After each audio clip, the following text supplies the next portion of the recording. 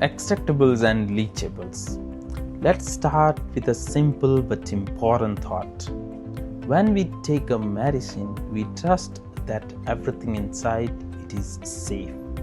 But what if tiny invisible chemicals from packaging also enter the drug? That's exactly what Extractables and Leachables or E&L are about. In this presentation, we'll explore how these hidden risks have led to major FDA case studies and how they have changed pharmaceutical safety forever. Hi, I'm Raghuveer Singh Parmar, Director Scientific Affairs at ResolveMass Laboratories Canada. As a CRO CDMO focused on complex drug molecules, ResolveMass Laboratories delivers precise, science-driven solutions for peptides, impurities, and regulatory critical analytical challenges. To understand the problem, we first need to understand the terms. What are extractables and leachables? Extractables are chemicals that could be released from materials usually tested under extreme lab conditions. Leachables, on the other hand, are chemicals that actually migrate into the drug during storage or use. These substances often come from everyday materials like rubber stoppers, plastic bags, tubing, and adhesives.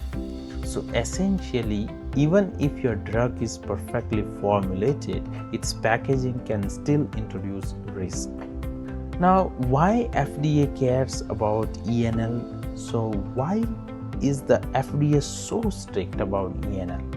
Because even trace amounts of contaminants can trigger serious issues like toxicity and immune reactions. And we are not talking about large quantities. Here, sometimes parts per million or even lower can matter.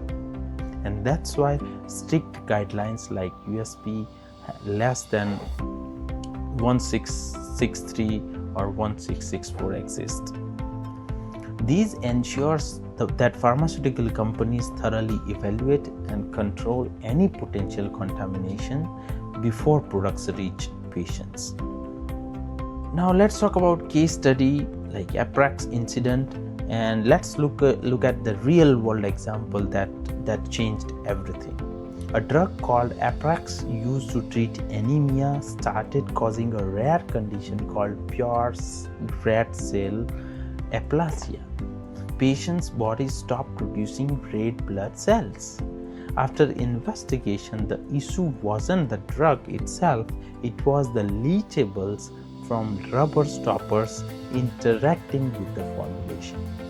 A small packaging change led to a massive clinical impact. This case made the industry realize that packaging is not just a container, it's a part of the drug. Let's talk about another case study, and that is IV bags. Another important case which involves IV bags made from PVC. These bags can release a plasticizer called DEHP into the solution. For most adults, this might not cause immediate harm, but for newborns, especially in intensive care, the risk is much higher. This led to FDA warnings and shift toward safer materials. This case highlights a key lesson. Risk is not just about the chemical, it's about who is exposed. Let's talk about another case study, that is inhalation. Now consider inhalation products like inhalers. Here, any leachable goes directly into the lungs, bypassing many of the body's natural defense mechanisms. That means even extremely small amounts can be very critical. Because of this, FDA applies very strict limits and requires detailed toxicological evaluation. This case shows how the route of administration can significantly increase the risk. Now, what are the key learnings from FDA cases. So what do these cases really teach us? First, packaging is not secondary, it's an integral part of the drug product. Second, patient's risk varies depending on the factors like age and route of administration. And third, testing should begin early, ideally during preclinical stages, not after problems arise. These lessons have reshaped how pharmaceutical industries approaches safety. Now, practical approach to ENL. In practice, managing ENL requires a structured approach.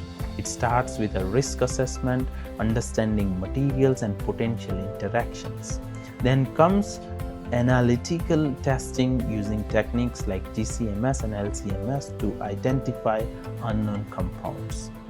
Simulation studies help mimic worst case scenarios, and finally, toxicological evaluation determines whether detected compounds are safe or not. It's a multidisciplinary process combining chemistry, analysis, and safety science. Let's talk about challenges in the real industry.